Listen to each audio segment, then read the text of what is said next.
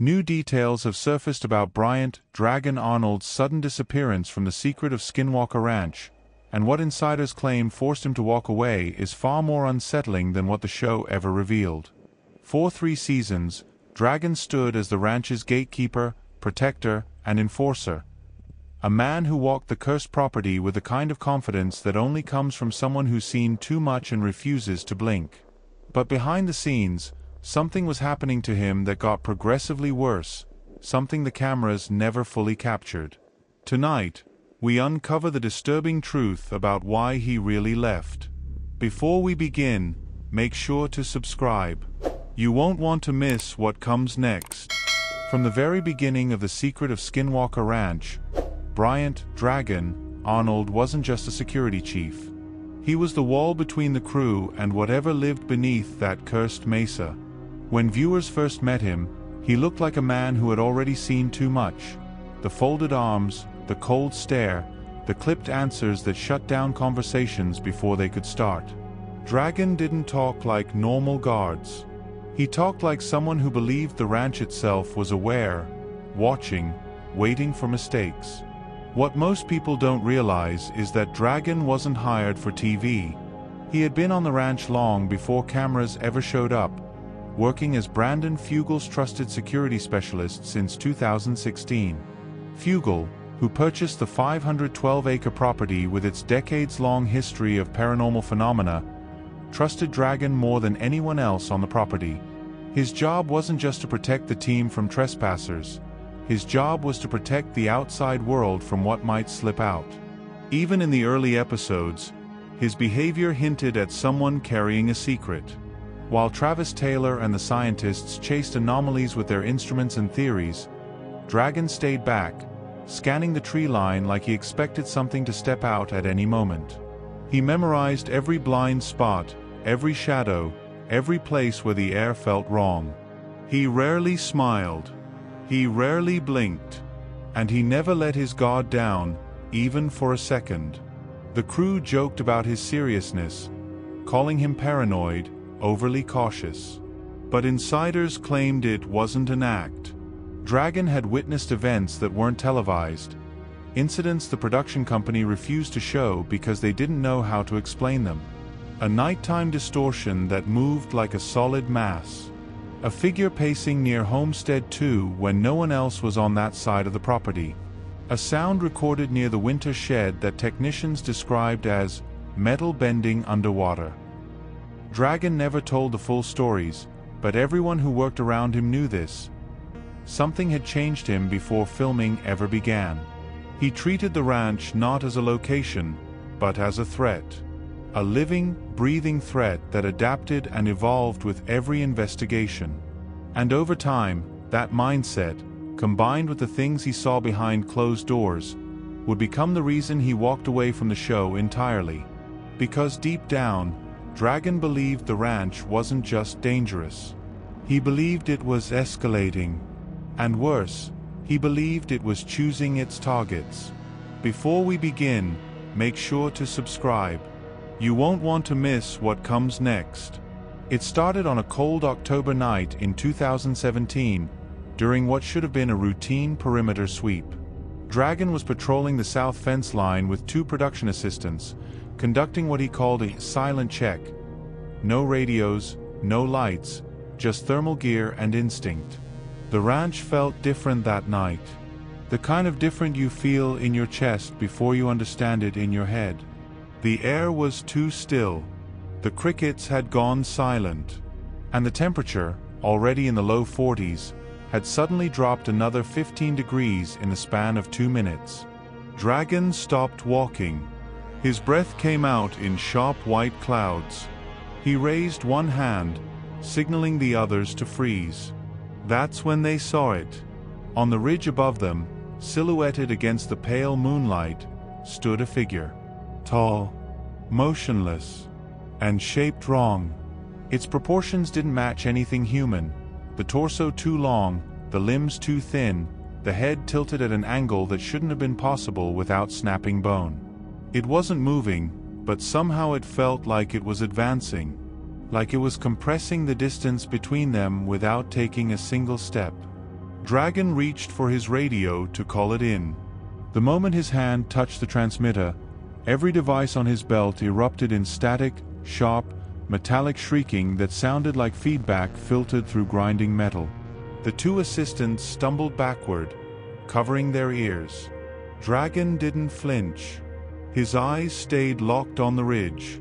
The figure was still there, still watching. And now, slowly, it raised one arm, long, skeletal, impossibly slow, and pointed directly at him. Then it was gone. Not walking away. Not running. Just gone, like someone had cut it out of the frame. The static stopped instantly. The temperature climbed back to normal.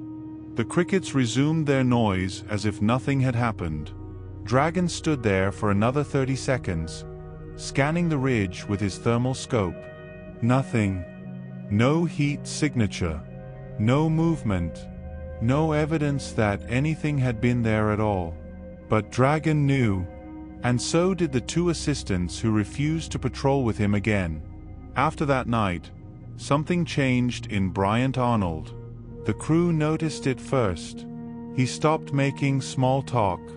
He stopped joking during downtime.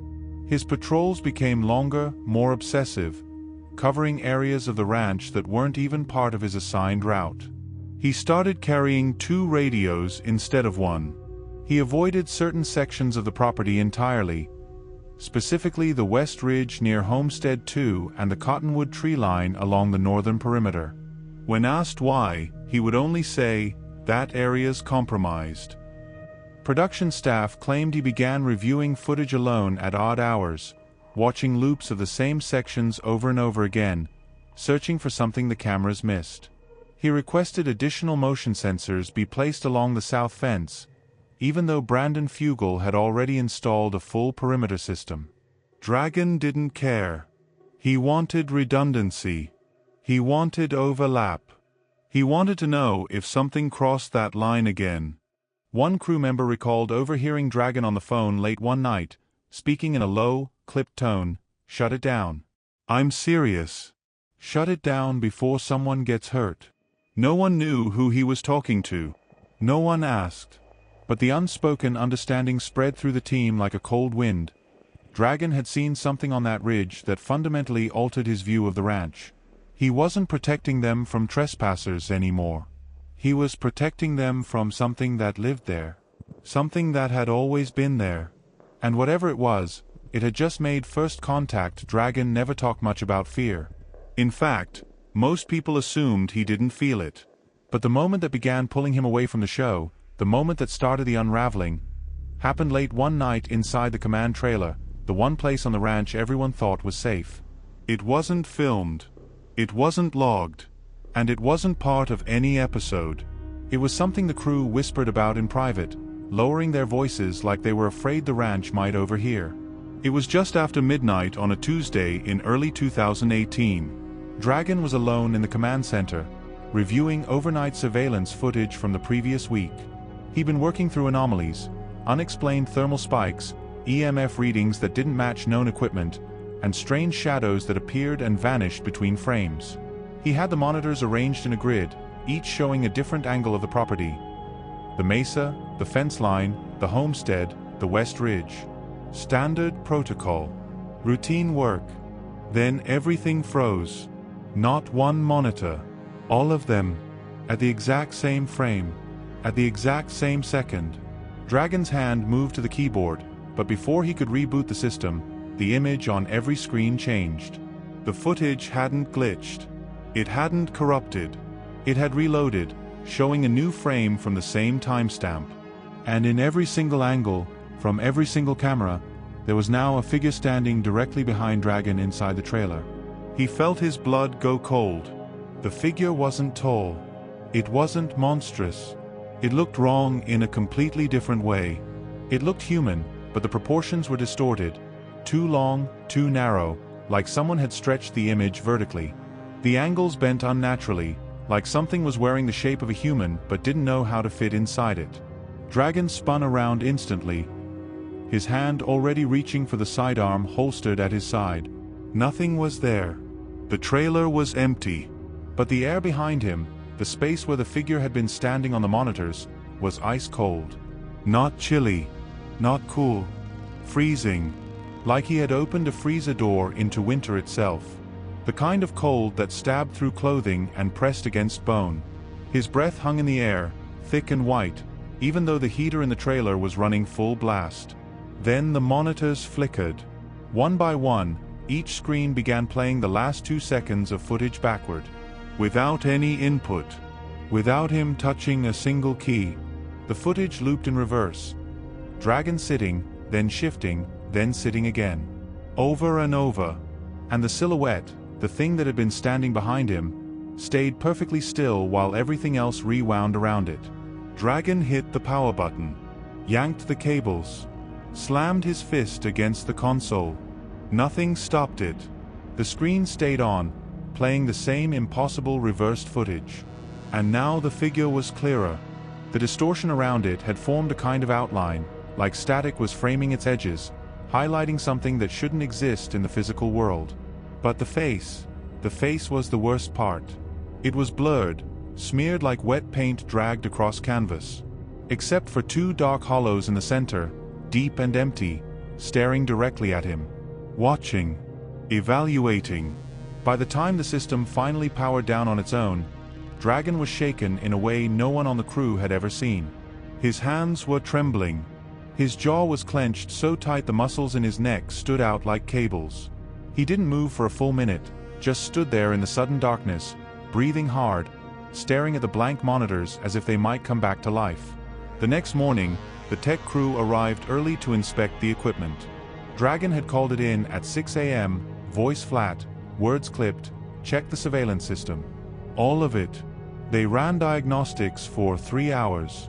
Checked every hard drive, every file timestamp, every corrupted sector. They found nothing. No glitched footage. No system errors.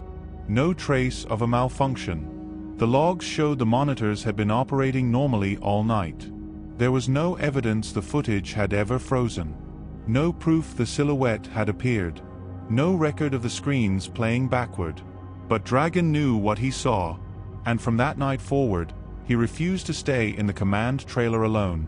He kept the lights on longer. He slept less. He checked the door locks twice as often, sometimes 3 times before leaving. Because whatever had appeared behind him wasn't just watching the ranch.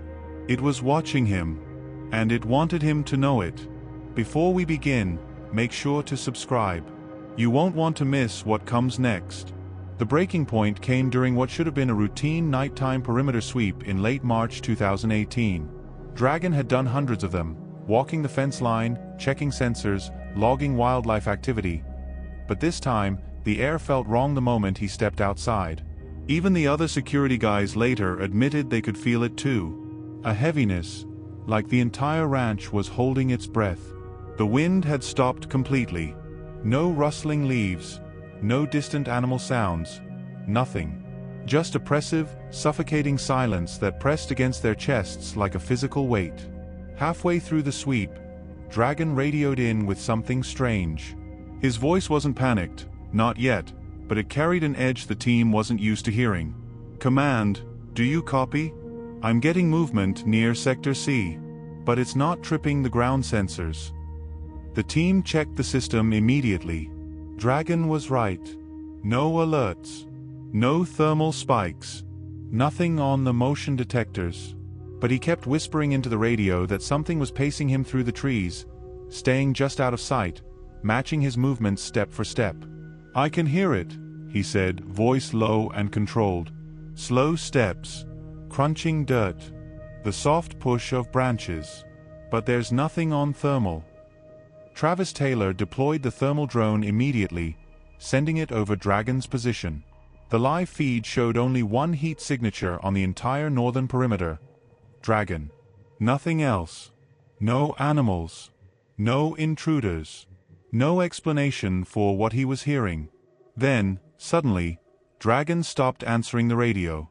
The command trailer erupted with noise, everyone shouting, scrambling to reach him. Travis tried calling him back. Static. Thomas tried next. More static. Eric grabbed his gear and sprinted for the ATV, followed by 2 other crew members. By the time they arrived at the far corner of the property near the old cottonwood tree line, they found Dragon standing perfectly still, staring at the massive tree near the ravine. His flashlight hung loosely in his hand, beam pointed at the ground. His pupils were dilated, blown wide like he'd been drugged. His breath came in shallow, rapid bursts. He looked like someone who had just seen something that didn't belong in this world, something that shattered every assumption about what was possible. One of the crew called his name. Dragon didn't react. It wasn't until Thomas physically grabbed his shoulder that he snapped out of it, gasping like someone had held him underwater for too long. "What happened? What did you see?" Thomas asked, panting. Dragon didn't answer. He just kept shaking his head, whispering under his breath, "You didn't see it. You didn't see what was there." His hands were trembling. His face was drained of color. Whatever had happened in those missing minutes, it had fundamentally broken something inside him. They searched the area immediately. Thermal scans, ground inspection, K9 units. No footprints. No thermal traces. No broken branches. Nothing that explained the terror still trembling through Dragon's body. But when they reviewed his body cam footage later that night, something even more unsettling emerged. At the exact moment Dragon stopped responding to radio calls, the microphone picked up a faint clicking noise. Soft, rhythmic, unnatural. Not an animal. Not machinery. Something else.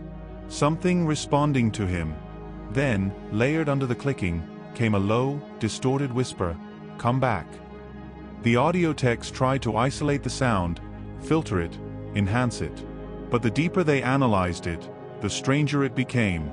The waveform wasn't consistent with any known voice pattern. It wasn't human, and it wasn't mechanical. It was something in between, something that existed in a frequency range that shouldn't produce speech.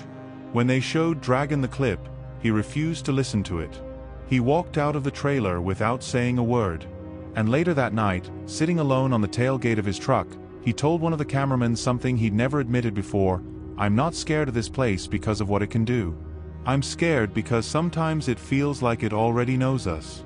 Knows me." That night, Dragon didn't finish his sweep. For the first time in the show's history, he refused to go back out into the dark. Something had been waiting for him out there near that cottonwood tree. And whatever it was, it wanted him alone. After the Sector C incident, Dragon tried to act normal. Walking the perimeter, checking the logs, pretending everything was fine. But the crew saw the cracks forming. He stopped cracking jokes. He didn't bark orders as sharply. He avoided certain areas of the ranch entirely, especially the northern stretch where the radios had distorted his voice. And then something changed. Something that made the entire situation far more disturbing. Dragon started keeping things off record. It began when he insisted on reviewing all overnight surveillance footage alone, hours before the rest of the team arrived. At first, nobody questioned it. They assumed he was trying to make sense of what he'd experienced. But then the system logs revealed something odd. Several files had been accessed, viewed, and then manually copied into an encrypted folder under Dragon's personal login. Footage that was no longer accessible to anyone else. When asked about it, Dragon brushed it off as routine security archiving. But the explanation didn't sit right. He'd never done that before, and he certainly never locked the team out of data. Then came the night Brandon Fugel himself flew in unannounced, responding to a private message Dragon had sent. The cameras caught their silhouettes inside the command trailer around 11 p.m., voices muted, door locked. No one ever learned what Dragon showed him. But when Brandon walked out 40 minutes later, he looked rattled, shaken in a way the ranch had never visibly affected him before. His jaw was tight. His eyes were distant. He climbed into his truck without speaking to anyone and drove straight back to the airstrip. The only clue came from the drone operator, who swore he saw Dragon carrying a small metal case out to his truck later that evening. Something he had pulled from the restricted storage room where only the highest level evidence was kept. Whatever was inside it, Dragon placed it gently on the passenger seat and drove off the property without a word. He didn't return until sunrise. When he did, he was pale, exhausted, and refusing to talk about where he had gone. The change was unmistakable. Dragon had always been strict, intense, sometimes paranoid, but now he was something else entirely. He was afraid, not of intruders, not of trespassers, but of the thing he had locked in that case. Something the ranch had shown him. Something he didn't want the others to see. Something he feared would change everything if it ever became public. And from that day forward, Dragon stopped trusting the ranch's systems. He stopped trusting the investigation. And worst of all, he stopped trusting the crew. He carried 2 radios now, one for official communication, one that nobody else had the frequency for. He wouldn't walk the property alone anymore, always insisting someone stay within line of sight. The final incident came just days before his departure. The team was in the command center reviewing anomalies from the previous night when Dragon abruptly stiffened, staring at the monitor showing the northern fence line. A single motion sensor had triggered, just one. But the cameras picked up nothing. No animals. No vehicles. No movement. Just empty darkness. Dragon muttered, "That's not nothing," and grabbed his gear. The crew watched him approach the fence line, his flashlight slicing through the growing fog. Everything looked normal. Too normal. Then the radios crackled. First with static, then with Dragon's voice, but warped, like it was coming through water. "It's here again. I can't see it, but it's close. Close enough to..." His voice cut out, replaced by a low distortion that sounded disturbingly like breathing. Travis tried to call him back. No answer. The team sprinted toward his location, headlights tearing through the night. But before they reached him, the sensors around Dragon began firing in sequence. North, then east, then west, like something was circling him at impossible speed. When they finally reached the fence line, they found Dragon standing rigid, facing the tree line. His flashlight lay at his feet, beam angled upward like it had been dropped mid-motion. His eyes were wide, not terrified, but furious, like he was staring down something that had pushed him past fear and straight into anger. "What did you see?" Thomas asked, panting. Dragon didn't turn, didn't blink. He whispered only one sentence. "It wasn't outside the fence. It was behind me." They searched the area. No footprints. No thermal traces. No broken branches. Nothing that explained the terror still trembling through him. When they finally escorted him back to the trailer, Dragon said something that left the entire team stunned. "This ranch isn't reacting to us anymore. It's choosing who it shows itself to." And from the way he said it, they knew who it had chosen. Before we begin, make sure to subscribe. You won't want to miss what comes next. After the fence line incident, Dragon locked himself in the command center, trying to act normal, walking the perimeter, checking the logs. But the team knew better. The cracks were deepening. And then came the surveillance review that changed everything. The team was inside going over footage from the previous night when one of the monitors flickered, a glitch that lasted only a second. But in that second, the screen showed something that shouldn't have been there. A silhouette standing directly behind Dragon on footage from the previous night. Tall, thin, featureless. And Dragon had never reported seeing anyone. Thomas froze the frame, zooming in, but the image degraded instantly, like something was actively corrupting it. When Dragon walked into the command center moments later, the room went silent. He saw the frozen image on the screen and stiffened. For a moment, he didn't breathe. "That wasn't there," he muttered, voice tight. Travis stepped forward, concern etched on his face. "Dragon, that figure was behind you. You mean to tell me you didn't see anything?" Dragon's response came out sharp, defensive. "No." But the crack in his voice betrayed him. Then the radios hissed. Everyone turned. A voice whispered through the static. Broken, distant, impossible to place. At first, it sounded like interference. Then, unmistakably, it formed a word, Brian. The team looked at Dragon. His real name. Only a handful of people on the ranch ever called him that. The radio crackled again, the whisper stretching into a low, distorted imitation, repeating his name almost mockingly. "Brian? Brian." Dragon stood frozen, his jaw clenched tight, his knuckles white as he gripped the desk. "That's not interference," Travis said quietly. Dragon didn't answer. He just stared at the speaker, breathing through his teeth like he was holding back a wave of anger or panic. Then the whisper returned, clearer this time, and every hair on the back of Dragon's neck stood up. "Behind you." Dragon spun so fast he knocked over a chair. Nothing was there. But the moment he turned, the entire command center's temperature dropped. The cameras flickered, and the same silhouette from the still frame appeared again. This time on a live feed, standing exactly where Dragon had just been standing. When he saw it on the monitor, Dragon whispered something none of them had ever heard from him before: "I'm done." And for the first time on record, Dragon walked out of the command center without finishing a lockdown. He didn't return for the rest of the night. He stayed outside alone, pacing along the dirt road that led toward the gate, stopping every few minutes to turn sharply and stare into the tree line as if expecting something to step out. The team watched him from the monitors, unsure whether to intervene or give him space. But the truth was already settling in. The ranch had crossed a line with him. By sunrise, Dragon was sitting on the tailgate of his truck, shoulders slumped, staring at the ground like a man replaying something in his head over and over again. When Travis approached, Dragon didn't look up. "It's not the ranch," he muttered. "It's me." Travis frowned. "What does that mean?" Dragon took a long breath. "This place, it doesn't follow you. It chooses you." He rubbed his face with both hands. "And something out there chose me a long time ago." It was the closest thing to a confession he'd ever given. He explained carefully that before the show ever aired, before Brandon Fugel ever bought the ranch, something had appeared to him on the West Ridge during a nighttime patrol, a shimmering distortion that moved without sound, bending the air around it. He never filed a report, never told the scientists, never mentioned it on camera. "It watched me," he whispered, "like it already knew everything about me." The team listened in stunned silence. This wasn't Dragon, the security chief, talking. This was Brian Arnold, the man behind the persona, finally admitting what he'd hidden for years.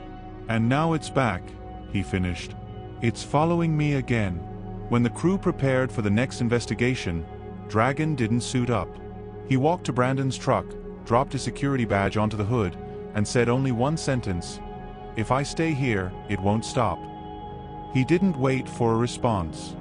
He got into his own truck, turned the engine over, and drove toward the long dirt road leading off the property, the road he had guarded for years. The cameras caught one final shot of him in the rearview mirror, his face pale, eyes fixed on the mesa behind him, staring like something was still watching him leave. A week later, Brandon confirmed privately to the crew that Dragon had officially stepped away. No contract dispute. No argument. No falling out with production. He left because something on the ranch wasn't just observing him anymore. It was calling him by name, and he refused to stay long enough to hear what it wanted next. While Dragon fled Skinwalker Ranch in the quiet hours before dawn, the team uncovered something no one was prepared for: a hidden underground tunnel system sealed beneath decades of earth and stone. It wasn't on any map. It wasn't in any records. And the moment they opened it, every piece of equipment malfunctioned at once, as if something inside didn't want to be found. What they discovered down there changed everything. The breakthrough came by complete accident. The team wasn't digging for tunnels. They were simply tracing an electrical anomaly near the East Mesa, trying to understand why their sensors kept detecting a low-frequency pulse below the ground. It wasn't the kind of interference that comes from buried pipes or cable. This was rhythmic, intentional, almost like a heartbeat beneath the soil. When the readings spiked into the red, Travis asked Thomas to bring in the ground-penetrating radar. What showed up on the screen didn't make sense. A perfect horizontal void, 12 feet tall, nearly 40 feet long, with straight edges and a consistent depth. Natural caves never formed like that. This was engineered, built, and buried on purpose. The strangest part? The cavity was cold, not just cooler than the surrounding soil, but unnaturally cold, as if something was drawing the heat out of the earth itself. They marked the area, brought in the excavator, and began peeling back the top layers of dirt. The deeper they got, the more uneasy everyone felt.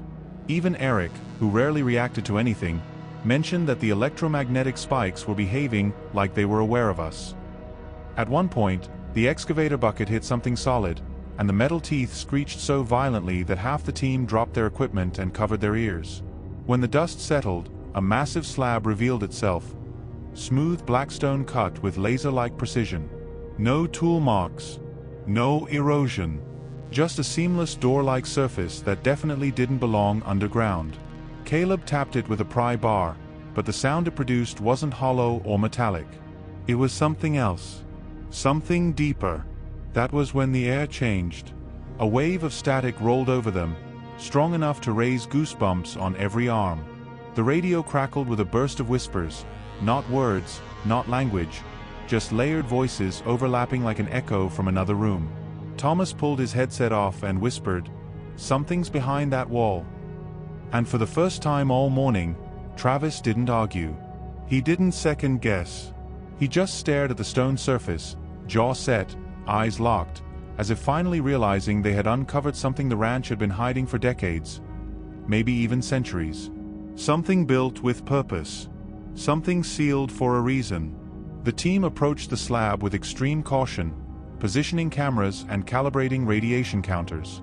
A remote hydraulic press was brought in so no one would have to stand directly in front of whatever this thing actually was. But even with all the precautions, no one expected what happened when the slab finally shifted. As the hydraulic press pushed against the stone, the ground vibrated in a low, rolling pulse, almost like the ranch itself was reacting. The slab didn't break. It didn't crumble. It simply slid, as if something on the other side released its grip. Dust poured out in a thick cloud, and a cold draft pushed across the team, not normal cold, not earth cold.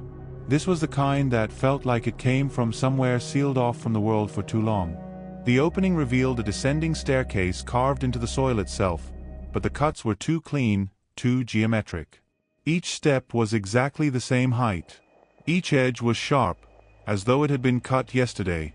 The walls were reinforced with an unknown material, not stone, not metal, something in between, and every flashlight beam that hit it reflected strangely, almost bending the light instead of bouncing it.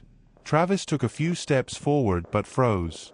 His tablet, which had been collecting readings the entire time, suddenly dropped to 0 across the board.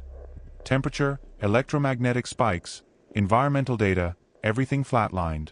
Then the device rebooted on its own, flashing an error message he'd never seen before: input exceeds parameter. It was as though the sensors weren't malfunctioning, they were being overwhelmed. Eric radioed down to the command post for backup, but all he got was static layered with faint tapping, rhythmic, like a coded message. 1, 2, pause. 1, 2, 3, pause. 1, 2. Caleb tried his headset next. Same tapping. Same pattern. The team exchanged looks, the kind they only gave each other when something was truly wrong. Thomas insisted they continue. We opened it. Now we need to know what's inside. Reluctantly, Eric set up the first ground probe and lowered it into the darkness. The camera flickered, then stabilized, revealing a long sloping corridor that seemed to stretch beyond the probe's range. The walls were marked with strange patterns, not writing, not symbols, more like impressions, as if something with claws had scraped along the surface while moving deeper underground. Then the feed glitched. For a split second, the image warped, and a tall shadow appeared at the far end of the corridor, motionless, impossibly still, and not shaped like anything they recognized. Travis pulled the probe back immediately. "Whatever's down there," he said quietly, "it isn't alone. Before we begin, make sure to subscribe. You won't want to miss what comes next." Once the shadow appeared on the probe feed, the team took a full 10 minutes to regroup. Even Travis, usually the first to push forward, stood with his arms crossed, reviewing the footage frame by frame. But the shadow didn't behave like a living person or even an animal. It didn't sway, breathe, or shift weight. It stayed perfectly still, as though it were part of the tunnel itself, or waiting. But they had come too far to turn back. If this tunnel system was intentionally buried, if it had been sealed with a precision-cut slab that reacted to their equipment, then the only way to understand Skinwalker Ranch was to go deeper. They entered in pairs. Thomas and Caleb went first, both armed with thermal scanners and shoulder cameras. Travis and Eric followed behind, each recording environmental data: magnetic field fluctuations, atmospheric ionization, radiation spikes, anything that might explain what they'd seen. The moment they stepped onto the first carved stair, the temperature plummeted.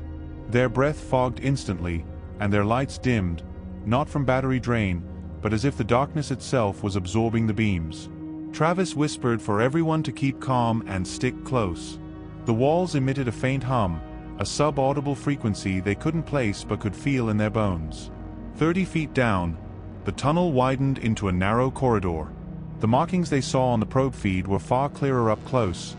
Deep gouges running parallel, vertical scratches spaced perfectly apart, and strange grooves as though something had been dragged through the passageway.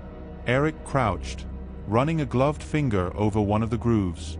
"This wasn't carved with tools," he said quietly. "This is biological." Before anyone could respond, the thermal scanner in Travis's hand flashed a warning: massive heat signature detected. But when he pointed the device down the corridor, the temperature readings didn't show a creature or a person. They showed a handprint, a human-shaped handprint freshly pressed into the wall, still radiating heat despite the tunnel being cold as ice. And the hand was nearly twice the size of a man's. The team followed the massive handprint deeper into the corridor, each step echoing like they were walking through the rib cage of something ancient. The walls narrowed, then abruptly opened into a large domed chamber far bigger than anything the probe footage had hinted at. Their flashlights revealed smooth, curved surfaces that formed a perfect hemisphere, almost like the inside of a metallic egg. It looked engineered, intentional, and completely out of place beneath Utah soil. But what stopped all four men cold wasn't the size of the chamber. It was the light at the center of the dome. Hovering inches above the floor was a pale, pulsing glow, not bright, but alive. It swirled like a tiny vortex wrapped in thin mist, emitting a faint crackling sound reminiscent of electricity climbing up a copper wire. The glow wasn't attached to anything. No wires. No mechanical supports. It simply floated, suspended in midair as though gravity no longer applied. Thomas whispered, "This is impossible." Travis didn't answer. His face was locked in a stare of pure calculation, like he was trying to rewire the laws of physics in his mind just to make sense of it. Then the readings spiked. All of them. Radiation counters surged. Geiger meters chirped erratically. Magnetic sensors looped from 0 to maximum and back again. Even their watches, digital and analog, froze at the exact same second. Eric took a cautious step closer, his camera trembling in his hands. "The light, it's reacting to us." And he was right. Every time one of them moved, the swirling glow shifted, subtle at first, then more aggressively, like it was tracking their presence. It never expanded, never shrank, but it pulsed harder, as though whatever intelligence controlled it had suddenly become aware. The temperature dropped again, fast. The air grew so cold it stabbed their lungs when they breathed. Frost began forming on the chamber floor, a thin layer of ice tracing over the metallic walls. Their breath came out in thick clouds. Even their clothing stiffened from the frozen moisture. Then the hum returned, this time louder, this time directional. It vibrated the chamber walls, rising from the floor like a sound born from the Earth's deepest caverns. Their radios exploded with noise, not static this time, but layered whispers rushing outward like 1,000 voices pressed through a narrow gap. The swirling glow flared once, briefly revealing something inside it, a shape. Long, thin, moving. And the moment it shifted, the chamber lights died. Their flashlights flickered, and the pulsing glow collapsed inward like a heartbeat stopping mid-beat. For a single second, the entire dome fell into pitch-black silence. Then something scratched the wall behind them. The scratching wasn't loud, just a slow, deliberate drag across the metallic wall. But in the sudden darkness, it sounded like the entire chamber was being carved open. All four men froze. Their flashlights refused to power on, glitching like the batteries had been ripped out. The only light came from their equipment screens, flickering with corrupted static. Caleb lifted his thermal camera, and for the first time since they'd entered the tunnel system, he regretted bringing it. The screen displayed a patch of brilliant white heat shaped vaguely like a human figure standing motionless against the chamber wall. But the shape was wrong. The limbs were too long, the torso too narrow, and the head was elongated, almost cone-like, tapering to a point at the top. "Travis," Caleb whispered, voice shaking. "Something's in here with us." The figure didn't move, didn't breathe, didn't blink. It just stood, as if waiting. Then, just as Travis leaned forward to speak, the thermal figure vanished. One frame it was there. The next, gone. Across the dome, the pulsing light that had collapsed seconds earlier began to regrow, not into a floating glow this time, but into a pattern. Thin bright lines spread across the metallic floor like circuitry illuminating beneath ice. The pattern formed arcs, then symbols, then something resembling a circular diagram carved in pure white light. It wasn't random. It wasn't natural. It looked designed. Travis approached cautiously, recording every detail. "This is responding to us," he muttered. "It's reading us, or scanning us." Suddenly, the entire chamber lit up with a blinding flash. The symbols surged outward, illuminating the walls. A circular opening, one that hadn't existed before, slid open in the metallic dome with a low mechanical groan, revealing a descending stairway carved into the earth. Caleb's voice trembled as he said what all of them were thinking: "This place, it goes deeper." And from somewhere below, far, far down the newly opened passageway, came a low, rhythmic thumping, slow, heavy, measured, like footsteps coming up. The team stood frozen at the threshold, staring into the darkness below. Whatever had been sealed beneath Skinwalker Ranch for decades, maybe centuries, was no longer dormant. It was awake. It was aware. And it was waiting. The mystery remains unsolved. The tunnel system sealed. And the question that haunts every investigator who's ever stepped foot on that cursed land still echoes through the mesa. What else is down there? Subscribe now, because this story is far from over.